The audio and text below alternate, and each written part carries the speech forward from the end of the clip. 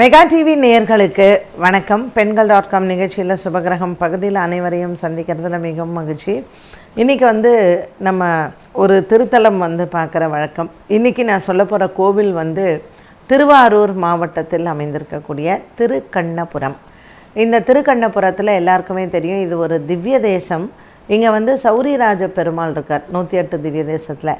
ஆனால் இன்றைக்கி நான் சொல்ல போகிறது ஒரு தேவார பாடல் பெற்ற ஸ்தலம், திருஞான சம்பந்தர் பாடிய ஸ்தலம், ராமநாத சுவாமி அப்படின்னு. ராமர் வழிபட்டு பூஜை செய்த ஈஸ்வரன் கோவில். இந்த ஸ்தலத்தில் சிவபெருமான் சுயம்புவாக காட்சி கொடுத்து, இந்த ராமர் ராவணனை, சீதையை அவர் மீட்டு ராவணனை வதம் பண்ணி அவர் திரும்ப வரும்போது நிறைய ராமபிரான் நிறைய ஆலயங்களில் சிவ பூஜை செய்து வந்தார், ராமேஸ்வரம் பூஜை பண்ணதுக்கு அப்புறம். ஸோ இந்த இடத்துல அவர் சிவனை பூஜை செய்கிறார். எப்போது லங்கைக்கு போகிறதுக்கு முன்னாடியே. அப்போ அவர் பூஜை பண்ணும்பொழுது அவர் மனித ரூபத்தில் இருந்ததுனால நந்தி பகவானுக்கு தெரியலையாம் இது ராமபிரான் அப்படின்னு சொல்லிட்டு. ஸோ அம்பிகை அந்த நந்தியை தன்னிடத்தில் இழுத்து ராமர் அங்கே பூஜை செய்கிறதுக்கு உதவினாலாம். அதனால் இங்கே அம்பிகை அந்த நந்தியை தனக்கு அணைத்தவாறு இந்த ஆலயத்தில் நம்ம பார்க்கலாம். அண்ட் இங்கே அம்பாள் தனி சன்னதியாக கோவிலுக்கு வெளியில் தான் இங்கே அம்பாள் சன்னதியை பார்க்கலாம். இந்த திருக்கண்ணபுரம் இந்த இடத்துல பார்த்திங்கன்னா அம்பாள் 4 அம்பாளாக அவதாரம் பண்ணியிருக்கிறா. பக்கத்தில் இருக்கக்கூடிய கோவில்களில் இந்த 4 அம்பிகையுமே கரு காத்த அம்மன் அப்படின்னு சொல்கிறாங்க. அதாவது சிசுவை காத்த, கருவை காத்த அம்மனாக, அம்பிகையாக இவங்க வழிபாடு செய்கிறாங்க அம்மாளை. இந்த ஆலயத்தில் இந்த ராமநாத சுவாமி அப்படின்னு சொல்லக்கூடிய இங்கே ஈஸ்வரன் உற்சவருடைய பெயர் நந்தியுடன் சோமஸ்கந்தர் அப்படிங்கிற திருநாமம். சரிவார் குழலி அதுதான் அம்பாளினுடைய பெயர். இங்கே 2 ஸ்தல விருட்சங்கள் இருக்குது. அண்ட் தீர்த்தமுடைய பெயரும் ராம தீர்த்தம் தான்.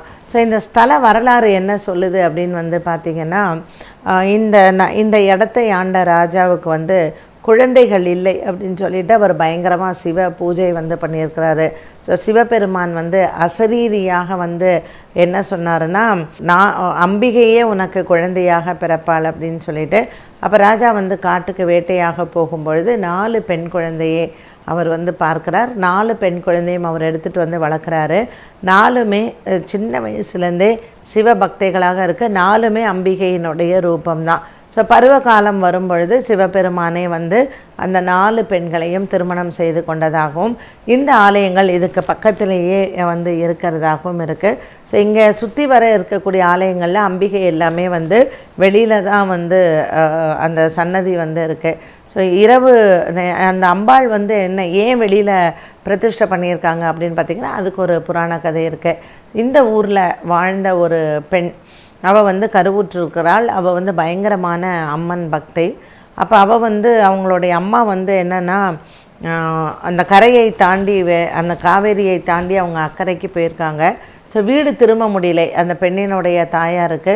பயங்கரமாக மழை அன்றைக்கி ரொம்ப வெள்ளம் இருந்ததுனால அவங்களால கரையை தாண்டி வர முடியல. இவங்களுக்கு பிரசவ வலி எடுத்துருச்சு. ஸோ பிரசவ வலி எடுக்கும் பொழுது அம்பிகையே நேரில் அந்த பிரசவத்தை பார்த்து, ரொம்ப இரவு நேரம் அர்த்த ஜாமம் ஆயிடுச்சு சொல்லி அவங்க போகிறாங்க கோவிலுக்கு. உள்ளே போக முடியாதனால வெளியிலேயே தங்கிட்டாங்களாம்.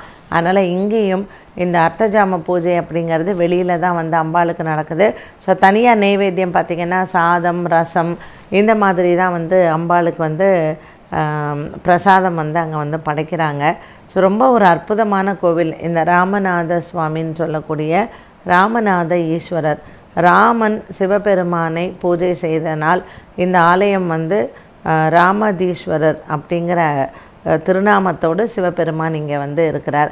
அண்ட் இங்கே இருக்கக்கூடிய அம்மன் மட்டும் இல்லாமல் இந்த அம்மனை வேண்டினா அவங்களுக்கு சுகப்பிரசவம் நடக்கும். இந்த ஆலயத்துக்கு வரவங்க சரிவார் குழலி அந்த அம்மனை வேண்டிக்கிட்டு அவங்களுக்கு சுகப்பிரசவம் ஆகும் அப்படிங்கிறது மக்களினுடைய ஒரு நம்பிக்கை. இங்கே லிங்கத்துக்கு நம்ம ஆரத்தி எடுக்கும் பொழுது அந்த ஜோதி உடைய அந்த லிங்கத்தில் இருக்கக்கூடிய ஜோதியை நம்ம வணங்கலாம். அது ரொம்ப ரொம்ப சிறப்பு. எத்தனை பேருக்கு இந்த ஆலயத்தினுடைய பெருமை தெரியும் அப்படிங்கிறது எனக்கு தெரியல. திருக்கண்ணபுரத்தில் இருக்கிறவங்களே இந்த ராமநாத சுவாமியை வணங்கியிருக்காங்களா அப்படிங்கிறதும் டவுட்டு தான். ஏன்னா இன்றைக்கெல்லாம் நிறைய கோவில்கள் இருக்குது, ஆனால் யாருக்கும் தெரிவது கிடையாது. ஸோ திருவாரூரில் இருக்கிறவங்க திருக்கண்ணபுரத்தில் சௌரிராஜ பெருமாள் இங்கேருந்து ரொம்ப பக்கம்தான் அந்த திவ்ய தேசம். ஸோ திவ்ய தேசத்துக்கு போகிறவங்க இங்கே ராமநாத சுவாமியை வந்து வணங்குங்க. இங்கே புனர்பூச நட்சத்திரம் ரொம்ப விசேஷமாக கொண்டாடுறாங்க இந்த ராமநாத சுவாமிக்கு. ஏன்னா ராமர் வந்து புனர்பூச நட்சத்திரம் அப்படிங்கிறதுனால இந்த ஆலயத்தில் இந்த புனர்பூச நட்சத்திரத்தில் சிவனுக்கு சிறப்பான வழிபாடுகள் செய்கிறாங்க. ஸோ குழந்தை இல்லாதவர்கள் இந்த ஆலயத்தில் வந்து வழிபாடு செய்கிறாங்க. ஜாதகத்தில் இருக்கக்கூடிய கிரக தோஷத்தில் இங்கே வந்து சிறப்பான வழிபாடுகள் செய்கிறாங்க.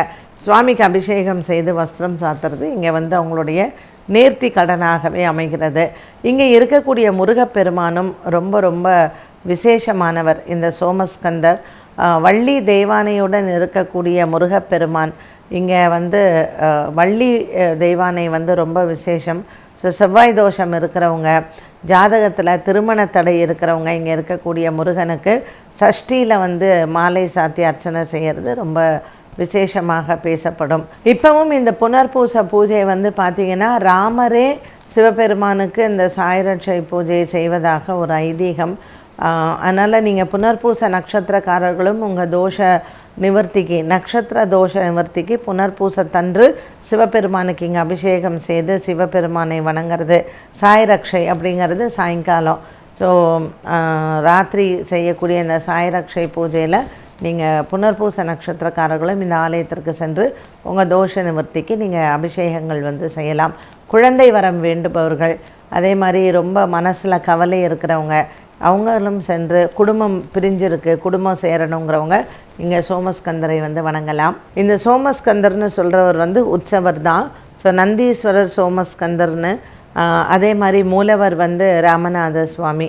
இந்த ஆலயத்திற்கு திருவாரூர் திருக்கண்ணபுரம் நம்ம சௌரிராஜ பெருமாள் கோயில் பக்கத்தில் தான். ஸோ திவ்ய தேசத்துக்கு பக்கத்துலேயே தேவார பாடல் பெற்ற ஸ்தலமும் இருக்குது. ஐப்பசி மாதம் அன்னாபிஷேகம் அது ரொம்ப விசேஷம். இங்கே மாதம் வரக்கூடிய சிவராத்திரியுமே இங்கே ரொம்ப விசேஷம். ஸோ நமக்கு என்றைக்கு சௌரியப்படுறதோ நீங்கள் சென்று இந்த சிவபெருமானை அவசியம் வழிபட வேண்டும். என்ன நேயர்களே, இன்றைய பெண்கள்.com நிகழ்ச்சியில் சுபகிரகம் பகுதியில் அழகான ஒரு திருத்தலத்தை பார்த்தோம். ஸோ அடுத்த செவ்வாய்க்கிழமை இன்னொரு அற்புதமான கோவிலை வந்து நம்ம பார்க்கலாம். மீண்டும் உங்களை சந்திக்கும் வரை நன்றி, வணக்கம்.